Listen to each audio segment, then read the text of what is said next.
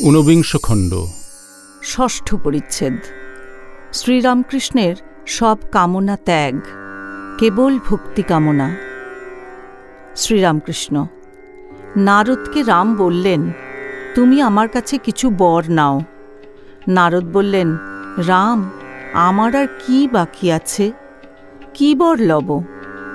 তবে যদি একান্ত বর দিবে, এই বর দাও, যেন তোমার পাদপদ্মে শুদ্ধা ভক্তি থাকে, আর যেন তোমার ভুবনমোহিনী মায়ায় মুগ্ধ না হই। রাম বললেন, নারদ, আর কিছু বর লও। নারদ আবার বললেন, রাম, আর কিছু আমি চাই না, যেন তোমার পাদপদ্মে আমার শুদ্ধা ভক্তি থাকে, এই করো। আমি মার কাছে প্রার্থনা করেছিলাম, বলেছিলাম, মা, আমি লোকমান্য চাই না মা, অষ্টসিদ্ধি চাই না মা, ও মা, শতসিদ্ধি চাই না মা, দেহসুখ চাই না মা, কেবল এই করো, যেন তোমার পাদপদ্মে শুদ্ধা ভক্তি হয় মা। অধ্যাত্মে আছে, লক্ষ্মণ রামকে জিজ্ঞাসা করলেন, রাম, তুমি কতভাবে কত রূপে থাকো, কি রূপে তোমায় চিনতে পারবো? রাম বললেন, ভাই, একটা কথা জেনে রাখো, যেখানে উর্জিতা ভক্তি, সেখানে নিশ্চয়ই আমি আছি। উর্জিতা ভক্তিতে হাসে, কাঁদে, নাচে, গায়। যদি কারো এরূপ ভক্তি হয়, নিশ্চয় যেন ঈশ্বর সেখানে স্বয়ং বর্তমান। চৈতন্যদেবের ঐরূপ হয়েছিল। ভক্তেরা অবাক হইয়া শুনিতে লাগিলেন। দৈববাণীর ন্যায় এই সকল কথা শুনিতেছিলেন। কেহ ভাবিতেছেন, ঠাকুর বলিতেছেন, প্রেমে হাসে, কাঁদে, নাচে, গায়। এ তো শুধু চৈতন্যদেবের অবস্থা নয়, ঠাকুরের তো এই অবস্থা। তবে কি এইখানে স্বয়ং ঈশ্বর সাক্ষাৎ বর্তমান? ঠাকুরের অমৃতময়ী কথা চলিতেছে, নিবৃত্তি মার্গের কথা। ঈশানকে যাহা মেঘ গম্ভীর স্বরে বলিতেছেন, সেই কথা চলিতেছে। শ্রীরামকৃষ্ণ ঈশানের প্রতি, তুমি খোসামুদের কথায় ভুলো না। বিষয়ী লোক দেখলেই খোসামুদে এসে জুটে। মরা গরু একটা পেলে যত শকুনি সেখানে এসে পড়ে। বিষয়ী লোকগুলোর পদার্থ নাই, যেন গোবরের ঝোড়া। খোসামুদেরা এসে বলবে, আপনি দানী, জ্ঞানী, ধ্যানী। বলা তো নয়, অমনি বাঁশ। ও কি, কতগুলো সংসারী ব্রাহ্মণ পণ্ডিত নিয়ে রাত দিন বসে থাকা আর তাদের খোসামদ শোনা? সংসারী লোকগুলো তিনজনের দাস, তাদের কি পদার্থ থাকে? মেঘের দাস, টাকার দাস, মনিবের দাস। একজনের নাম করব না, 800 টাকা মাইনে, কিন্তু মেঘের দাস। উঠতে বললে ওঠে, বসতে বললে বসে। আর সালিসি, মোড়লি, এসব কাজ কি? দয়া, পরোপকার, এসব তো অনেক হলো। ওসব যারা করবে তাদের থাক আলাদা। তোমার ঈশ্বরের পাদপদ্মে মন দিবার সময় হয়েছে। তাঁকে পেলে সব পাওয়া যায়।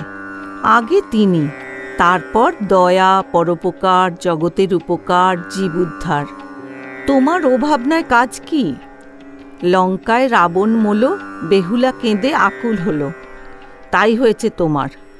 একজন সর্বত্যাগী তোমায় বলে দেয়, এই এই করো, তবে বেশ হয়। সংসারী লোকের পরামর্শে ঠিক হবে না, তা ব্রাহ্মণ পণ্ডিতই হন আর যিনি হন। পাগল হও, ঈশ্বরের প্রেমে পাগল হও। লোকে না হয় জানুক যে ঈশান এখন পাগল হয়েছে, আর পারে না।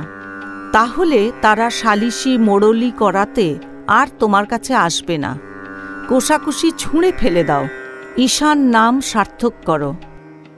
ঈশান, দে মা পাগল করে, আর কাজ নাই মা জ্ঞান বিচারে। শ্রীরামকৃষ্ণ, পাগল না ঠিক। শিবনাথ বলেছিল, বেশি ঈশ্বর চিন্তা করলে বেহেড হয়ে যায়। আমি বললুম, কি, চৈতন্যকে চিন্তা করে কি কেউ অচৈতন্য হয়ে যায়? তিনি নিত্য শুদ্ধ বোধ রূপ। যার বোধে সব বোধ করছে, যার চৈতন্যে সব চৈতন্যময়। বলে নাকি কে সাহেবদের হয়েছিল, বেশি চিন্তা করে বেহেড হয়ে গিয়েছিল।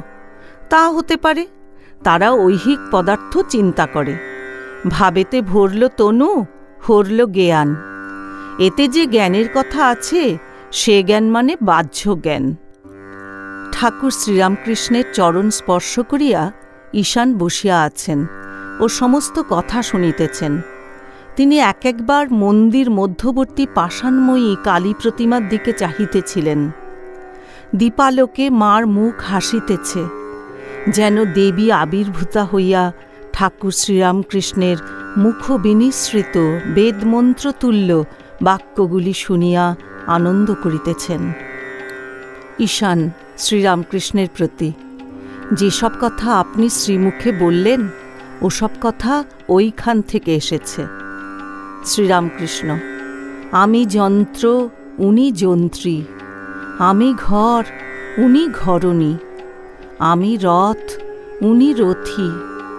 উনি যেমন চালান তেমনি চলি, যেমন বলান তেমনি বলি। কলিযুগে অন্য প্রকার দৈববাণী হয় না, তবে আছে বালক কি পাগল, এদের মুখ দিয়ে তিনি কথা কন। মানুষ গুরু হতে পারে না, ঈশ্বরের ইচ্ছাতেই সব হচ্ছে। মহাপাতক, অনেক দিনের পাতক, অনেক দিনের অজ্ঞান, তাঁর কৃপা হলে এক্ষণে পালিয়ে যায়। 1000 বছরের অন্ধকার ঘরের ভিতর যদি হঠাৎ আলো আসে, তাহলে সেই 1000 বছরের অন্ধকার কি একটু একটু করে যায়, না এক্ষণে যায়? অবশ্য আলো দেখালেই সমস্ত অন্ধকার পালিয়ে যায়। মানুষ কি করবে? মানুষ অনেক কথা বলে দিতে পারে, কিন্তু শেষে সব ঈশ্বরের হাত। উকিল বলে, আমি যা বলবার সব বলেছি, এখন হাকিমের হাত। ব্রহ্ম নিষ্ক্রিয়। তিনি যখন সৃষ্টি, স্থিতি, প্রলয় এই সকল কাজ করেন, তখন তাকে আদ্যাশক্তি বলে। সেই আদ্যাশক্তিকে প্রসন্ন করতে হয়। চণ্ডীতে আছে জানো না, দেবতারা আগে আদ্যাশক্তির স্তব করলেন। তিনি প্রসন্ন হলে তবে হরির যোগনিদ্রা ভাঙবে। ঈশান: আজ্ঞা, মধুকৈটভ বধের সময় ব্রহ্মাদি দেবতারা স্তব করছেন।